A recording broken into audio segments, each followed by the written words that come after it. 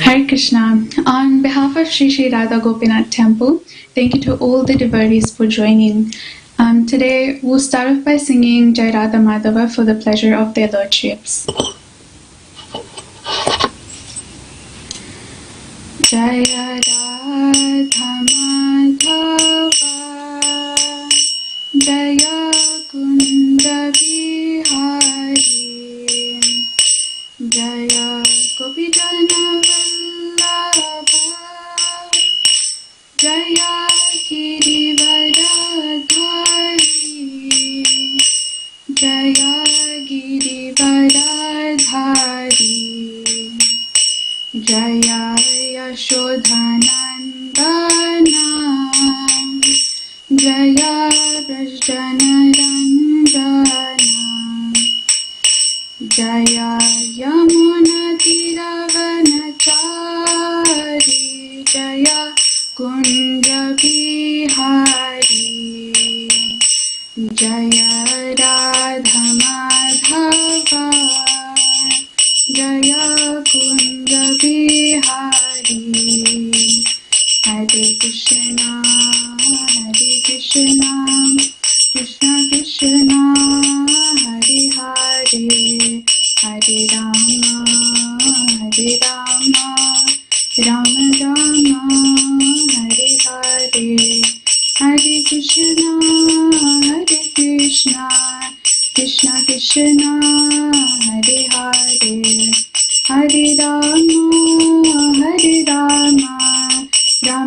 Rama Rama Hare Hare Hare Krishna Krishna Krishna Hare Hare Hare Ram Ram Hare Hare Hare Krishna Krishna Krishna Hare Hare Hare Ram Ram Hare Hare Hare Krishna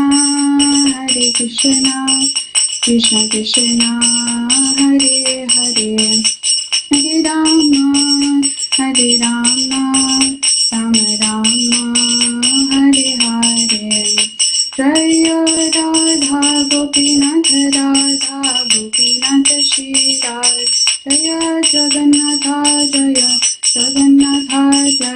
Baladeva Jaya Subhadra Nitai Gaura Hari Bol Nitai Gaura Hari Bol Jaya Prabhupada Jaya Prabhupada Jaya Gurudev Jaya Gurudev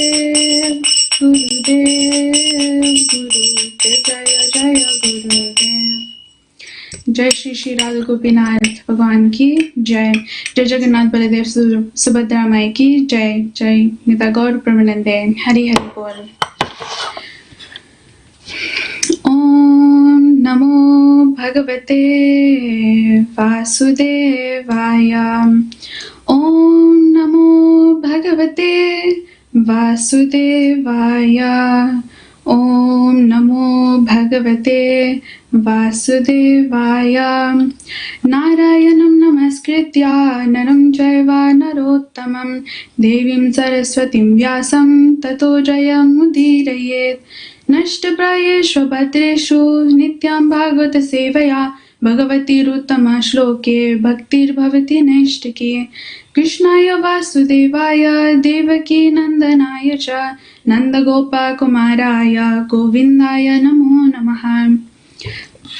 So Hare Krishna, today we'll be discussing about the Param Vaishnava Narada Muni, who is actually the greatest devotee of the Supreme Personality of Godhead, Shri Krishna. And before we begin the discourse about Narada Muni, we'll do Mangalacharan.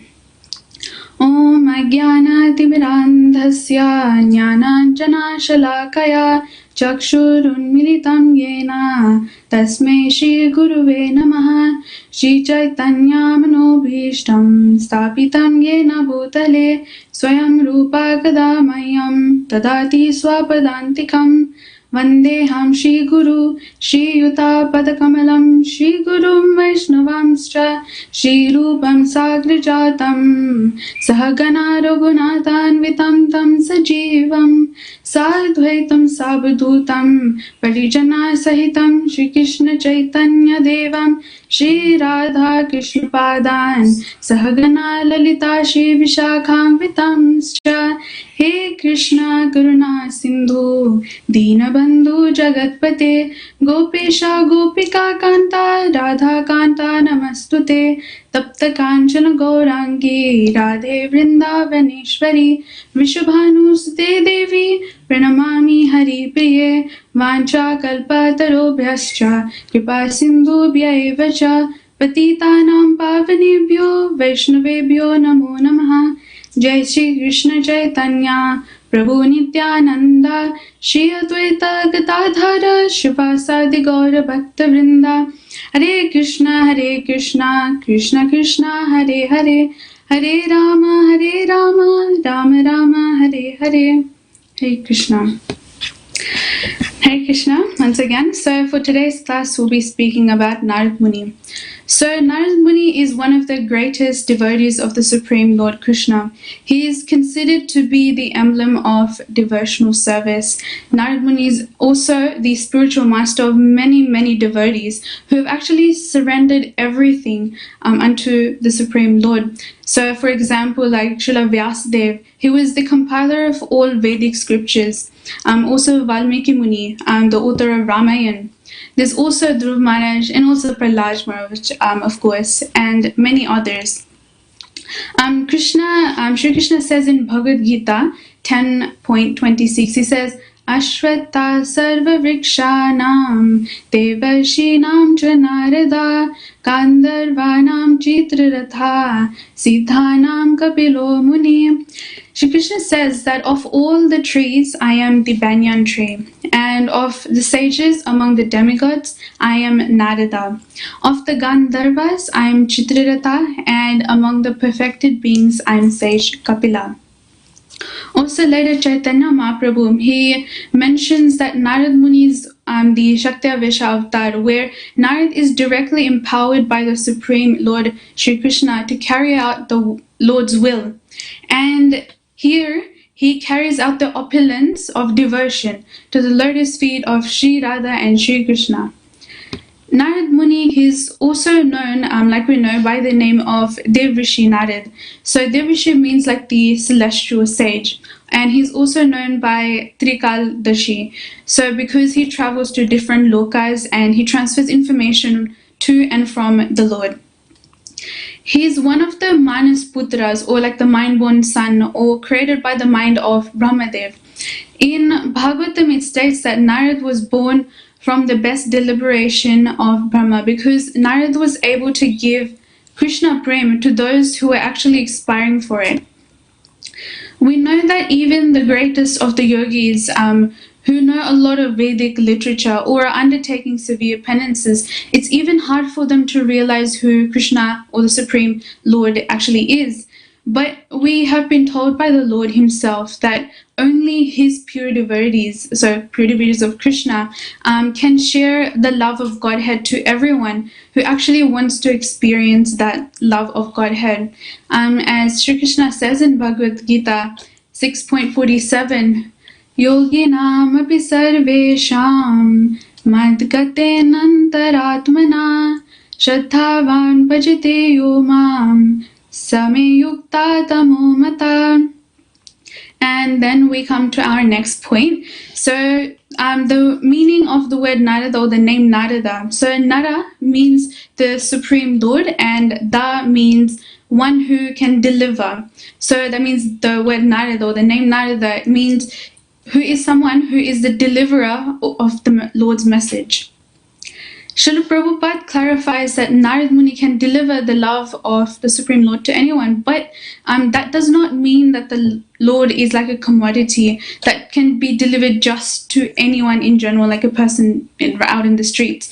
But Narad Muni, he can deliver to anyone the transcendental loving service of the Lord as a servitor, a friend, a parent, a lover, and as basically as one may desire out of their own transcendental love for the Lord. As it says in Chaitanya Charitamrita, Brahmanda Brahmite Kona Bhagyavane Jiva Guru Krishna Prasade Paya Bhakti Lata Bija. Narad Muni, and also later, Narad Muni is also the younger brother of the four Kumaras, Sanat Kumar, Sanatan Kumar, Sanandan Kumar, and Sanat Kumar. Although Brahma told Narad Muni Bhagavatam earlier, when Narad Muni later on he found Bhakti Devi and her two sons Nyan and Vairagya, who actually had become old and worn out due to the influence of time, then the four Kumaras, they narrated again Srimad Bhagavatam to Narad Muni. And Sutta Goswami says that if one hears Srimad Bhagavatam according to the proper process, it will certainly grant that reader or the hearer bhakti. And Lord Chaitanya Mahaprabhu, he actually called it a spotless Purana, or like the Amala Purana. And Srila Rupa Goswami, he states that in the Bhakti Rasamrit Sindhu, that hearing Srimad Bhagavatam is one of the 5 essential processes of bhakti or devotional service.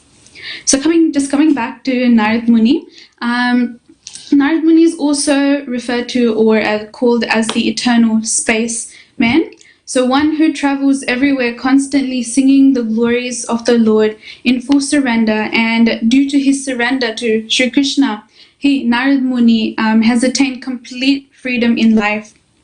So while traveling and glorifying the transcendental activities of the Lord, he actually plays his instrument, which is called the veena, to give relief to all the miserable living entities of the universe, to actually enlighten them, and to bring them back home, back to Godhead. So just like we know, no one here in this material world is happy just because we're all under the illusion of the 3 modes of material nature. So Narad Muni's veena is actually charged with transcendental sound, and it was actually handed to him by Lord Sri Krishna as stated in the Linga Purana. So the veena is therefore identical with Krishna, and the glories of the absolute truth that are chanted by Narad Muni are also then considered to be non-different from the Lord himself. And therefore the presence of Narad Muni also means that Lord Krishna is present there. And in this way, Narad Muni helps those devotees or people in need with his spiritual blessings. There is a song written by Bhakti Vinod Thakur named Narad Muni Bhaje Veena. He sings about what happens to the souls who listen to the beautiful glorifications of the Lord that Narad Muni narrates. He says, Narada Muni Bhaje Veena Radhika Ramana Name Nama Mani Udita Haya Bhakata Gita Samim. So when the great soul Narad Muni, he places veena and the holy name Radhika Raman, they descend and immediately they appear amidst the kirtan of the Lord's devotees. And later on, Bhaktivinoda Thakur explains what happens when Narad Muni sings and dances with the devotees of the Lord. It's like a monsoon cloud, and the holy name showers nectar in their ears, and all the devotees, due to great ecstasy, repeatedly dance to their heart's content. All these people of the universe, they become actually maddened upon hearing the intoxicating shower of nectar. And some people, they cry, some people, they dance in ecstasy, some and others actually are fully intoxicated within their minds when they hear about the glorification of the Lord's pastimes. So we can see how by singing the glorifications of the Lord, he enables the sincere souls to drink the nectar of Krishna's pastimes and advance in the spiritual path of bhakti. Also, because Narad Muni is from the unbroken line of disciplic succession, which originates from Sri Krishna, the Supreme Lord himself, he is also our spiritual master. And Srila Prabhupada comments in Bhagavatam that the immediate spiritual master is actually like the representation of Narad Muni, and there is actually no difference between the instructions that Narad Muni has provided to us and those that the current or present spiritual master provides. So there are the 9 processes of bhakti, like we know.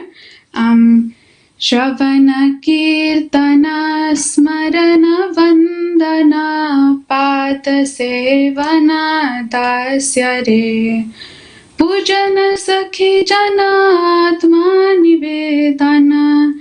So you see, these Shravana and Kirtana, they're the easiest in this age of Kali to follow, just because it says, there's another shloka that says, Praya Nalpayusha Sabhya Kalev Asmin Yuge Jana.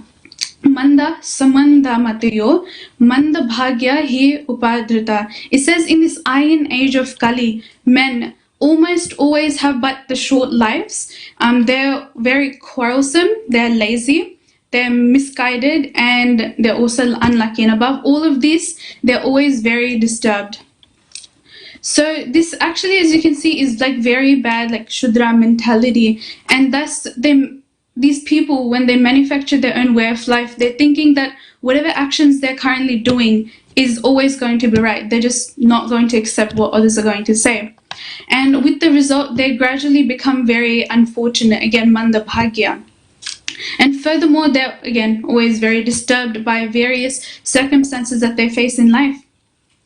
And that's why Sri Chaitanya Mahaprabhu has given to us the Hare Krishna Mahamantra, the Sankirtan Yagya, which is actually the Yagya for Kali Yuga. He says, Hare Nama, Hare Nama, Hare Nameva Kevalam, Kalau Naste Vanaste Vanaste Vagatir Anyata.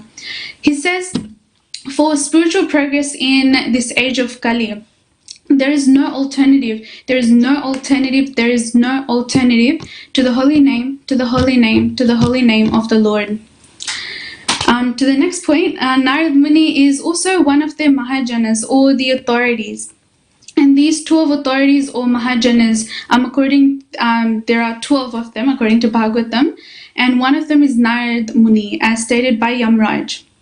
So Yamraj says, Swayambhu Narada Shambhu Kumara Kapilo Munu Prallado Janako Bhishmam Balir Vayasakir Vayam. And also Srila Prabhupada says that these authorities or the Mahajanas, they should be followed if we want to approach the Supreme Personality of Godhead, and if we actually want to understand what is the purpose of this religious life, then we have to follow the Mahajanas.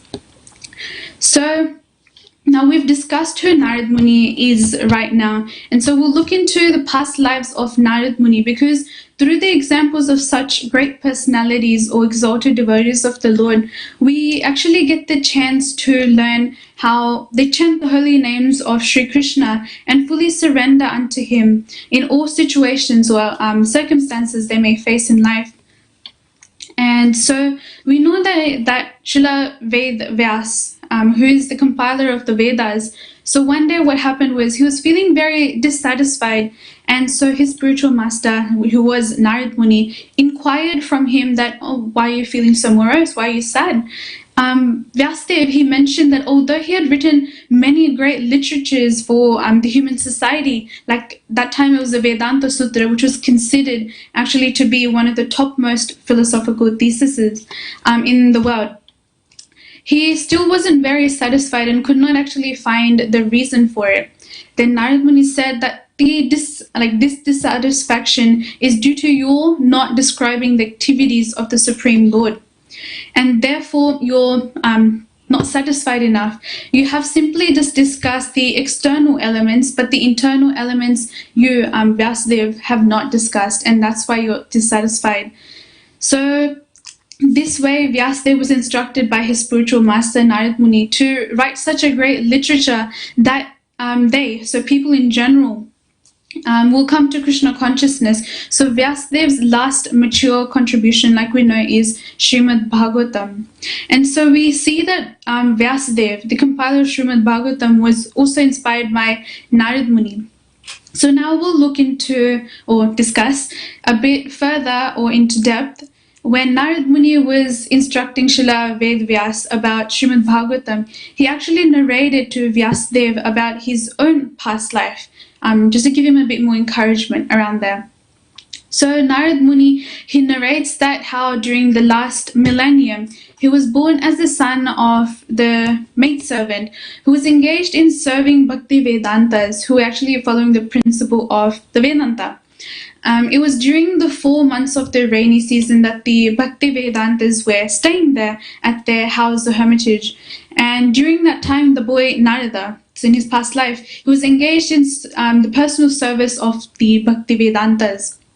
So we can see in a way how lucky and fortunate Narad was in his previous life, that he was given the rare opportunity to be engaged in devotional service or serving the devotees of the Lord at such a young age. And Krishna also says that to do service for his servants or like his devotees is more valuable than direct service unto himself. And he said that due to Narad having the association of the devotees at such a young age and being blessed by their mercy, his doors to liberation actually opened. So due to Narad's detachment as well to material desires, the Bhakti Vedantas, they gave him their blessings, but in the form of transcendental knowledge and devotional service. So going back to the story, when Narad, as the boy, used to help his mother clean, he used to find remnants of food on the plates of the Bhakti Vedantas after they finished eating. So he used to take their permission so he can take and have it as the remnants of the food. They obviously used to say yes. So, and by taking the remnants of the Bhakti Vedantas food, it was actually eliminating all his accrued sins from his previous lives as well. So this was only because the Bhakti Vedantas, they were only taking the prasad which was offered to the Supreme Lord, and it wasn't like ordinary food. So yajna shishta sina santo mushyante sarva kilpishay punjante te twagam papa ye pashyanti atma karanad. So this further allowed him to advance in his transcendental life. Later, he began attentively to hear about the absolute truth from the Bhakti Vedantas, and this actually enabled the boy Narad to gain eternal life, unlimited knowledge, and spiritual bliss, with actually the facility to travel anywhere in the material world. And again, because he was listening to the glorifications of the Supreme, from the bona fide authorities, he was liberated from mundane association, and he was slowly developing and manifesting the taste for hearing about Sri Krishna. And this is actually the first part of the ninefold devotional service. At the end of this day, the Bhakti Vedantas, they were about to go. So at the end of the 4 months of the rainy seasons, they're going. But then the young boy Narad, he actually wanted to go with them, but then they refused. They were saying, you have to take care of your mother. So what happened was one night, while his mother was milking the cow, she was unfortunately fatally bitten by a snake. And now the child actually had no one to look after him. But now he was actually under the complete mercy of the Supreme Lord. So Narada Muni thought that this was actually the will of the Supreme Lord then. So Isha Syahi Vashe Loko Yosha Daru Mai Yatha.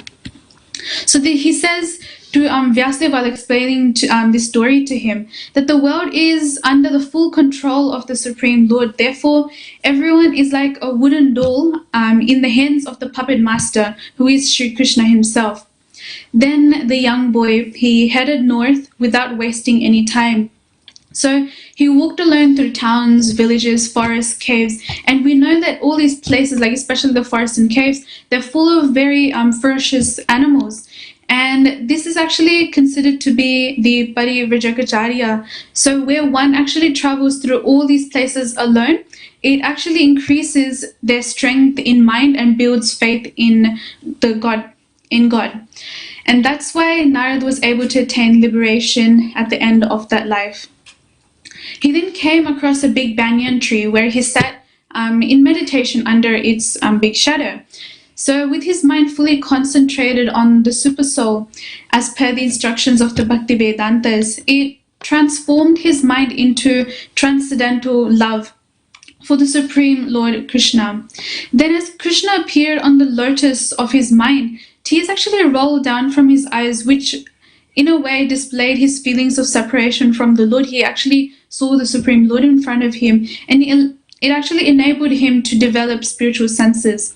Narad Muni then narrated to Vyasdev, saying that at that time, by exceedingly being overpowered by feelings of happiness, every part of his body became lucid and being absorbed in the mercy of that ecstasy, or the ocean of ecstasy. And then actually what happened was the beautiful form of Lord Shri Krishna, it actually just disappeared out of his mind. And the boy, because being little, he saw the Lord and then he completely disappeared. He was wondering where the Lord had gone, but then he wanted to see the sweet form of the Lord once again, so he sat back in meditation again, but still he couldn't see him. And Srila Prabhupada mentions that to actually see the Lord, it completely depends on Krishna's causeless mercy. And the Supreme Lord being kind and merciful, he could see that Narad, as the boy, was trying so hard to see him. So the Lord said as follows, he said, "Oh Narad, I regret very much that in this life or during this lifetime, you will no longer be able to see me. Those who are actually incomplete in service or still immature in being freed from all material dirt can hardly see me. O virtuous one, you have only once seen my person, and this is just to increase your hankering in me, because the more you desire me, the more you'll be freed from material desire. And by service of the absolute truth, even for a short time, you'll be freed from material desire." And also, the devotee's intelligence, it becomes fixed firmly in me. And as a result, he goes on to become my associate in the transcendental world after giving up the present deplorable material worlds. Intelligence engaged in my devotion, Krishna says, can never be defeated at any time. Even at the time of creation, as well as at the time of annihilation, your remembrance will continue by my mercy. So then we can see how the boy Narad, he started chanting and glorifying and distributing the holy name of the Lord throughout the whole world. He says, Narad Muni, when he was explaining this to Ved Vyas, he was saying, "Namanyanantasya hatatra papatan guyani bhadrani kritani jasmaran gamparyatam stushtamanagata spruha kalam pratikshan vimado vimatsara." He says that thus I began chanting the holy name and fame of the Lord by repeated recitation, ignoring all the formalities of the material world. Such chanting and remembering of the transcendental pastimes of the Lord are benedictory. So doing, I traveled all over earth fully satisfied and humble and unenvious. So in this way, we can see that he invested his whole body, mind, and words in the glorification of the holy name. So after this, he actually left his body and attained the spiritual body by the will of the Lord. It is said in Bhagavad Gita that the material body is the product of karma, earned by our accumulation of material desire, action, and then the reaction as well. It is temporary and actually subject to miseries, and it is very unenlightened. So the spiritual body, on the other hand, it's actually residing dormant within this material body. It is eternal, blissful, and in full knowledge. It is understood from authorized scriptures that even while in the material body, a pure devotee's body becomes so charged with spiritual energy by constant engagement of his senses in the service of the transcendental eternal Lord. So then Narada Muni explained how at the end of the millennium, during devastation, everyone, including Brahma, Narada, and other creative elements, they entered into Lord Narayana. And then again, when Brahmaji awoke to create again, the creation again, by the will of the Lord, all the rishis like Marichi, Angira, and Atri, they were created from the body of Brahma, and Narad also appeared along with them. So now we'll see how and why Narad Muni became the Shudra, or the maidservant. So there is another pastime to that. So once Narad Muni was discussing and guiding Yudhishthir Maharaj regarding the instructions for civilized human beings. Then Maharaj Yudhishthir here he was thinking at that time that because he was a grahasta, there was no hope of him being liberated. So therefore, he asked Narada Muni as to how he could get out of this material entanglement and serve Sri Krishna. So Srimad Bhagavatam mentions that this is where Narada Muni gave a practical example from his life to establish that by associating with devotees of the Lord and by chanting the Hare Krishna Mahamantra, any man in any condition of life can achieve the highest perfection without a doubt.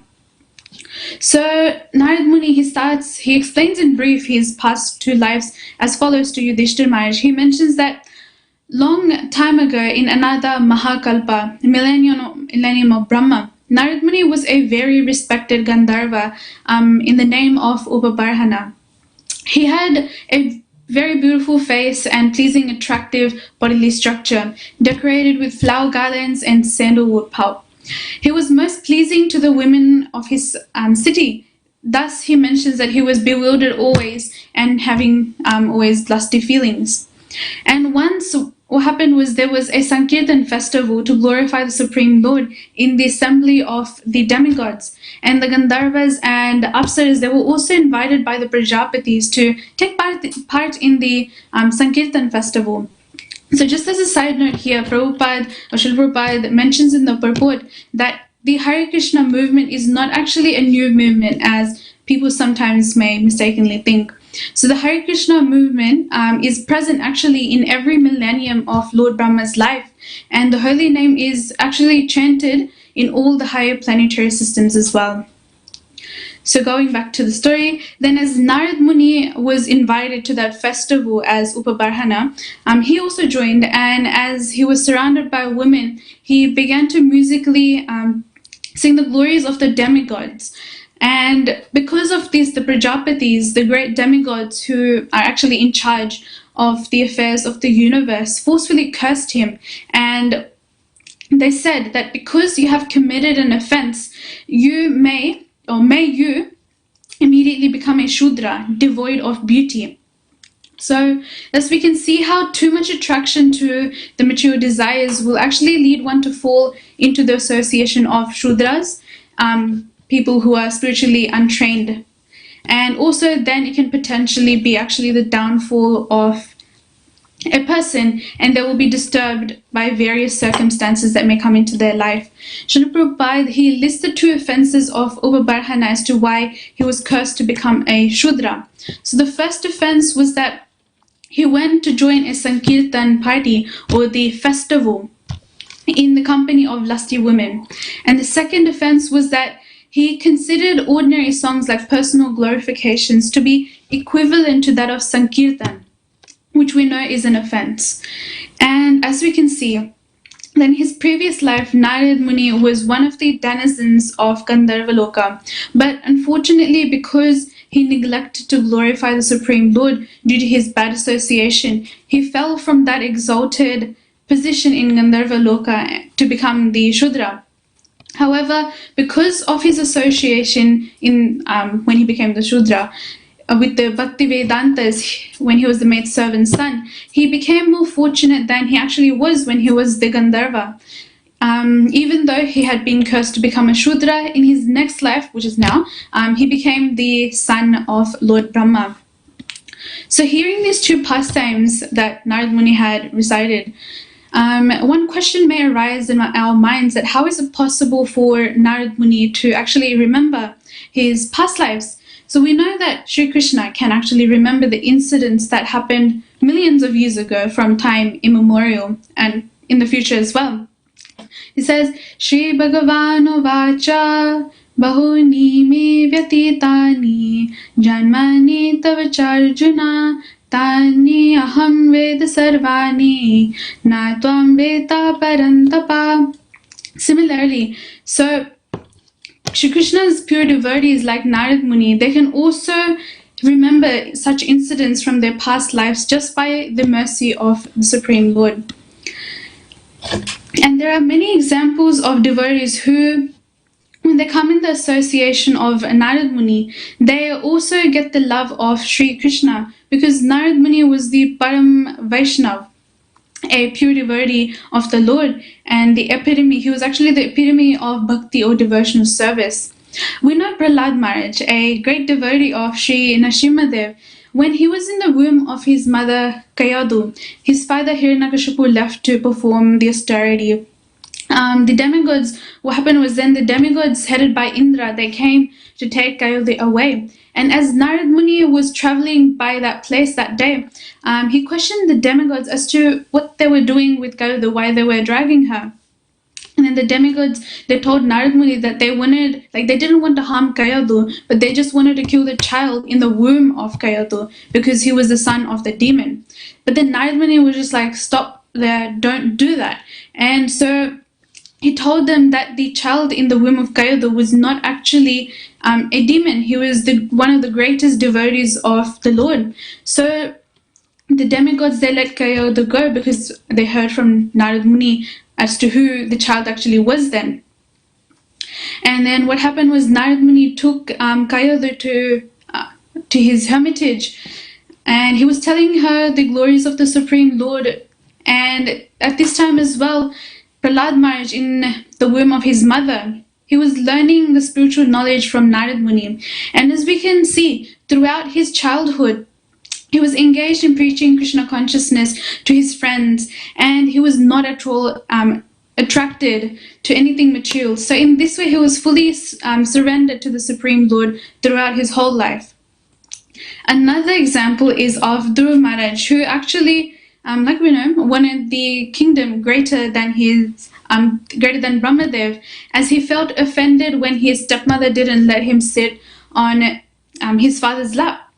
So while he was in the forest meditating to obtain the greater kingdom, Narada Muni came by, and initially Narada Muni tested the child that before actually providing to him the spiritual knowledge. Initially, Narada Muni questioned Dhruva Maharaj, saying that Dhruva Maharaj, you are the prince. Why are you in the forest? There are so many troubles and ferocious animals that are here, and it's even difficult for great yogis to accept the troubles of the forest.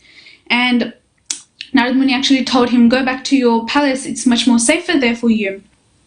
But Dhruva Maharaj, because he was a Kshatriya and he was very determined to gain that greater kingdom, he was actually just wanting to stay and just wanted the mantra from Narada Muni. So Narada Muni, when he saw the boy's determination, he gave him the mantra of Om Namo Bhagavate Vasudevaya. And so we know soon Dhruva Maharaj, he was able to take the darshan of the Supreme Lord Sri Krishna. And then when Sri Krishna appeared in front of him, he asked Dhruva Maharaj, ask whatever you want to, you prayed for me.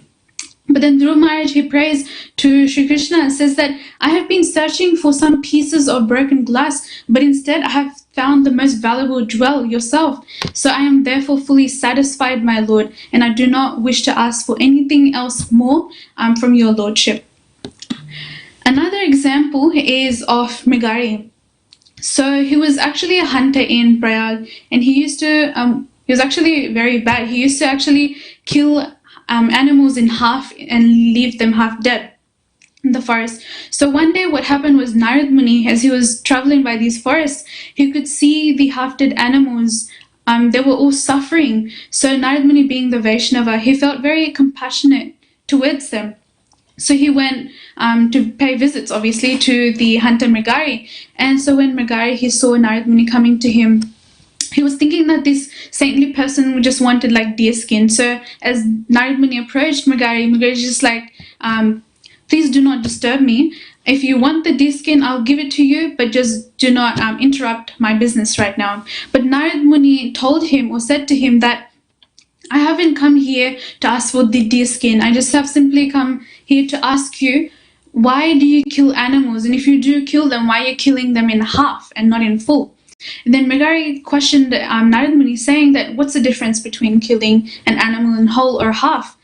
Just because Mrigari at that time, he could not differentiate between what was papa or punya, or difference between spiritual life and sinful life. Then Narada Muni, he said, if you kill the animal in half, it's more sinful than you killing them in whole, just because they suffer more. The hunter then said that from his childhood he had been taught to do such an activity in a certain way. And then Narada Muni advised him that if he stops hunting, this hunting business, he'll give him his livelihood. Mrigari, hearing this from like the sadhu, Narada Muni, he somewhat was a bit convinced, actually, and agreed. So what happened was Mrigari and his wife, they followed Narada Muni to the bank of Ganga at Prayag. And this is where Narada Muni instructed both of them to start chanting the names of the Supreme Lord and take care of Tulsi Maharani. So what happened was, by this time, the whole village, they got the news that the hunter Mrigari had become like a Vaishnava.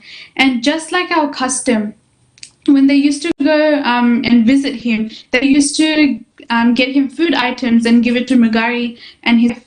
This actually increased his confidence in the livelihood, that it was said that he trusted Narada Muni's words that by chanting the holy name, he'll get food. And just as instructed by his spiritual master Narada Muni, they both continued chanting the holy names of the Lord, and soon Mrigari, he became a perfect Vaishnava. So sometime later, what happened was Narada Muni, he brought along his friend Parvat Muni, and to visit Mrigari. And as they were coming to the residence of Mrigari near Prayag, Parvat Muni saw Mrigari just jumping around in so many places while coming to Narada Muni and Parvat Muni. So Parvat Muni was a bit confused as to why Mrigari is just jumping around places, not walking in a straight line. Then when Mrigari came to him, he asked him, Parvat Muni asked Mrigari as to, why were you jumping on your way coming down to us? Then Mrigari, now, who had become a Vaishnava, he replied, there were actually so many ants on the ground, I just didn't want to step on them. So that's why I was trying to avoid trampling on them. So Parvat Muni was really surprised and astonished that this man who was actually killing animals, not fully, but even half, and leaving them to suffer at this time by even chanting the names, he wasn't even prepared to kill even a single ant. So this actually shows how someone can change their nature fully and wholly by chanting the holy name of the Lord and getting the association of pure Vaishnavas. Another example is of Valmiki, so who was actually a dacoit in his life. So his name was actually Daku Ratnakar. He used to plunder people, like innocent men on the street. He used to take their possessions and actually just kill them. So similar to the previous example, by the grace of the Supreme Lord, Daku Ratnakar, he came into the association of Narada Muni, who once again requested him to as well stop his business of killing and chant the name of Sri Ram. But since Daku Ratnakar was he was filled with so many sins that he had accrued by killing those people and doing such bad deeds, he could not even take the name of Lord Ram. So what Narada Muni did was, he was thinking, and he actually asked Daku Ratnakar to say Mara. And so the Daku Ratnakar, he started chanting Mara. He kept saying Mara, Mara, Mara. And so over time, that chanting of Mara, it became into Ram, Ram, Ram. And so what happened was, he did this tapasya for a very, very long time, and his whole body was actually covered up in anthills. And so again, when Narada Muni was passing by the road, he heard the chanting of Ram, Ram, and he was just like, why can I hear just Ram and Ram and Ram just coming off from that anthill? So he removed the anthill aside and he removed Daku Ratnakar out, and he saw that, oh, this person, he changed his chanting, and then gave him the name as Valmiki Rishi. And as we know later, Valmiki Rishi, he composed Ramayan. Also, there's another pastime. So, as stated in Narad, Skanda, and Padma Puranas, when Narad Muni heard of Shri Krishna's rasa dance and also the Gopi Bhav pastimes from Vrinda Devi, he actually had strong desire to serve Shri Krishna and Shri Radha, and Vrinda Devi told him to actually see and experience such pastimes of the Lord, he will have to take on the mood and the form of a gopi. So after getting the Gopal mantra from Lord Brahma, he started his meditation, and after meditating for actually years, he was blessed by Yogamaya Purnamasi Devi, And with her blessings, he took a dip in the Kusum Sarovar, and that's when Narad Muni emerged out of the water, and he was actually a gopi called Naridi. And in this way, he was able to see Vrindavan with new eyes and enter into Krishna's pastimes with the gopis and serve the Supreme Lord. Later, again, Vrinda Devi actually told him to take bath in another pond, which came to be known as Narad Kund, where he came back to his male form. Also, side note, when Krishna saw Narad Muni as the gopi, Krishna requested Narad Muni to stay in Naradwan in Vrindavan and write about bhakti or devotional service. Krishna also told Narad that Daksha's curse on him, where Narad couldn't stay on one spot, would not apply to him in Vrindavan, as Vrindavan was not part of the material world. So just as a side note here, Daksha Prajapati, so his role was to actually propagate the population on earth. So when he prayed to the Supreme Lord, he got 10,000 sons, and they were called the Haryashvas, who Daksha again ordered them to increase the population of earth as well. However, when Narad Muni again, he was passing by them and he saw the sons of Daksha, and Narad Muni actually educated them and gave them spiritual knowledge. And then the Haryashvas, they became enlivened and took to the path of bhakti. So when Daksha got to know that that his sons aren't propagating anymore, he became very upset. But as time passed, he got 1,000 more sons called the Salayashvas as well. Savalashas. And again, Daksha ordered him to increase population on earth. And yet again, the Savalashvas followed in the footsteps of their older brothers by undertaking the path of bhakti, when again Narad Muni passed by them and instructed them about the absolute truth. So when Daksha heard about this the second time, that his second set of sons also took up to the spiritual life, he got very, very upset and cursed Narad Muni that I could tolerate this once, but since you've done this act again, you must actually be considered a person who does not know how to behave towards others. You may be able to travel all over the universe, but I curse you that you have no residence anywhere. So after being cursed by Daksha, Narad Muni just replied saying, Tat bandam, so be it, meaning. So although Narad Muni could actually counter-curse Daksha's curse, Narad Muni did not do so just because he was a Vaishnava. He was very tolerant and merciful. And also Daksha's curse wasn't actually a curse for Narad Muni. Like, he took it like optimistically, saying that it was a great boon for him, saying he liked to travel all over the world and chant the glories of the Supreme Lord for the benefit of everyone. And so going back to when Narad Muni was Naradi the gopi, as instructed by Lord Shri Krishna, Narad Muni stayed back in Naradvan in Vrindavan and wrote about devotional service, and that was called the Narad Bhakti Sutra. Another example is of Sri Chaitanya Mahaprabhu, when he incarnated in the form of Sri Radha and Sri Krishna to propagate the holy name of the Lord, the Yuga Dharma, the Harinam Sankirtan. They say, Panchatattvatmakam Krishnam Bhakta Rupa Swarupakam Bhakta Vitaram Bhaktakyam Namami Bhakta Shaktikam. So these 5 Panchatattvas, Lord Chaitanya Mahaprabhu, he came in the form of a devotee, so Bhakta Rupa. Lord Nityananda, he was the expansion of a devotee, so Bhakta Swarupa. Sri Advaita Acharya as the avatar of the devotee, so Bhaktavatara. Sri Gadadhar Pandit as the energy of the devotee, Bhakta Shakti. And Narad Muni, who came as Srivas Thakur in the form of a pure devotee, Bhaktakhya. So as we can see, as both Srivas Thakur and Narad Muni, we can see how he uses music, especially chanting of the holy name of the Lord, to spread the glories and love of Sri Krishna throughout the world.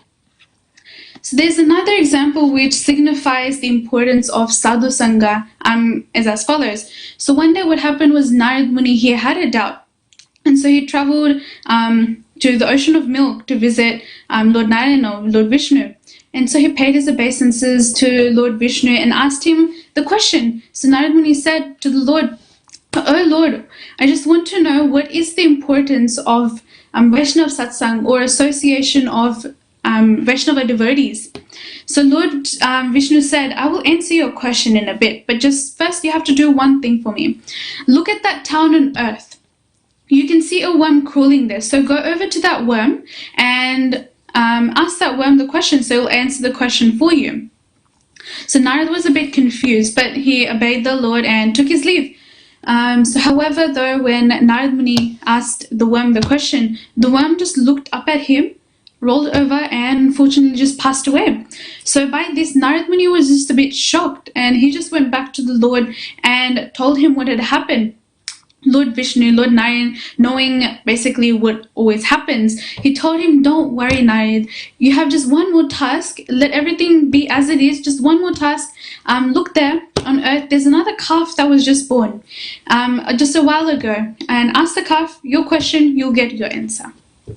So Narad Muni, he was actually just in stress about what had happened, and so he asked the Lord that what would happen if the calf passes away, that he couldn't bear or couldn't risk committing Gohatya. So Lord Vishnu, however, was able to persuade Narad Muni to go and ask the question to the calf. So in the middle of the night, what happened was Narad Muni approached the calf unnoticed, and into its ear, he asked the same question to the calf, like, what is the importance of Vaishnav Satsang? The calf then looked at Narad Muni with his big brown eyes and then rolled over and passed away as well.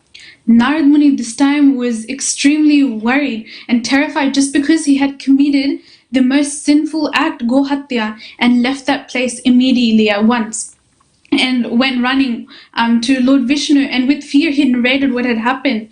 But Lord Vishnu, again, he knew what had happened. He pacified Narad Muni and just assured him that basically nothing or no sin was going to accrue on him for what had happened.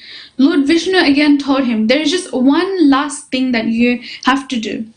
There's a kingdom on earth, and there's a queen that had just given birth to her first child, and he instructed Narad Muni to go once again and ask for the final time the question to the newly born prince.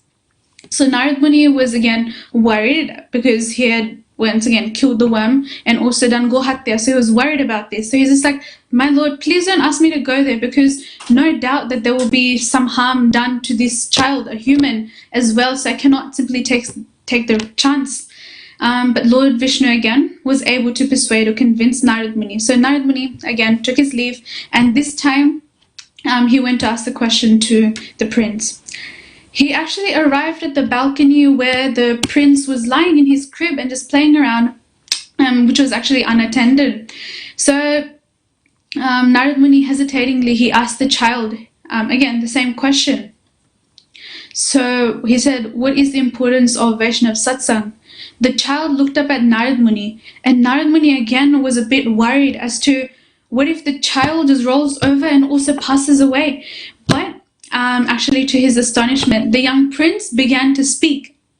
The young prince said as follows. He said, "O great sage, your question has already been answered when you, the greatest of all Vaishnavas, had granted me your association. I was the insignificant worm, and as a result of my contact with you, I left that body and was awarded actually the body of the most pious animal, the calf. And again, you graced me with your association once more. And I left that body again and took birth as a prince, or the heir of this vast kingdom. And by your causeless mercy, you have granted me your exalted association yet again. And now I have no doubt that this is my last birth on this earth. Your association will help me attain supreme destination, the abode of Shri Krishna, Lord Hari himself. And this, as we can see, is the importance of satsang. And by this story, we come to know that the association of a pure devotee is very important for our spiritual progress. And always Srila Prabhupada mentions that we have to do our service in the association of devotees, because as Lord Kapila says, Satam pasangan mama virya samvido भवन्ति हृत्कर्णरसायना कथा तज्जोषनादा स्वपवर्गवत्मनि श्रद्धारतिर्भक्तिरनुक्रमिष्यति. So here Lord Kapila, he was actually instructing his mother Mata Devhuti about the importance of the association of Vaishnava. So Satam Prasangan Mama Virya Samvidor, meaning that in the association of pure devotees discussing the pastimes and activities of the Supreme Lord, that are Bhavanti Rit Karna Rasayana Kata, which are actually very pleasing and satisfying to the ear and our heart. That Joshana Aswapa Varga Vartmani. So by cultivating such knowledge, one gradually becomes advanced on the path of liberation. So by following this process, Shraddha Ratir Bhaktir Anukramishati. So he's freed from material attachment and his attraction becomes fixed in devotional service to the Supreme Personality of Godhead. And then real devotion and devotional service begin. So Narada Muni, as well to the next point, he has compiled Narada Pancharatra, which as Srila Prabhupada mentions is a directory of devotional service, so that devotees can actually always take information about how to execute devotional service and thus engage 24 hours a day in performing sacrifices for the pleasure of the Supreme Personality of Godhead.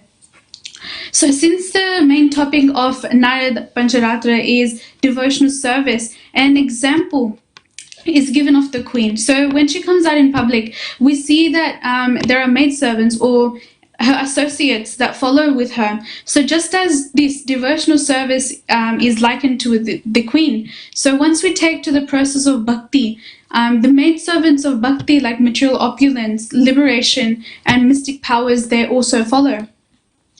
So Narada Muni also mentions that when the senses and mind are purified and one is fully engaged in Krishna's service, one can be liberated and return home back to Godhead. So we learn from Narada Muni's life that our love for Krishna is natural, but due to our false attraction to material nature, we get entangled in illusion. And our original love for the Supreme Lord actually becomes dormant. But if we undertake the processes of bhakti, like by chanting the Hare Krishna Mahamantra, Hare Krishna, Krishna Krishna, Hare Hare, Hare Rama, Rama Rama, Hare Hare, and by hearing the pastimes of Sri Krishna, we can see changes take place in our lives. Srila Bhaktivinoda Thakur also mentions in his song, Shuddha Bhakta Charanarenu Bhajana Anukula Bhakta Seva Paramasiddhi Premalati Karamula. So he says that the dust of the lotus feet of pure devotees, enthusiastic devotional service, and service to the pure devotees of the highest order are the roots of the creeper of devotion. And also, as we have now learnt the pastime of Narada Muni, that how he engaged himself in the pure devotional service of the Lord and the Lord's pure devotees just to attain the highest perfectional stage of pure bhakti, which is Krishna Prem. Now we're all in lockdown. We don't actually have the personal association of devotees, meaning like the Vapu Seva. But through other mediums like Facebook, Mayapur TV, and YouTube, we can always associate with each other and with our Vani Seva and discuss the pastimes of their lordships and their pure devotees and enliven each other. So we'll end here. Hare Krishna. And please forgive me if I made any mistakes. Thank you to everyone once again for joining. Shri Shri Radha Gopinath ki Jai. Srimad Bhagavatam ki Jai. Shri Narada Muni ki Jai. Shri Prabhupada ki Jai. Samit Bhakta Vrinda ki Jai. Hare Krishna.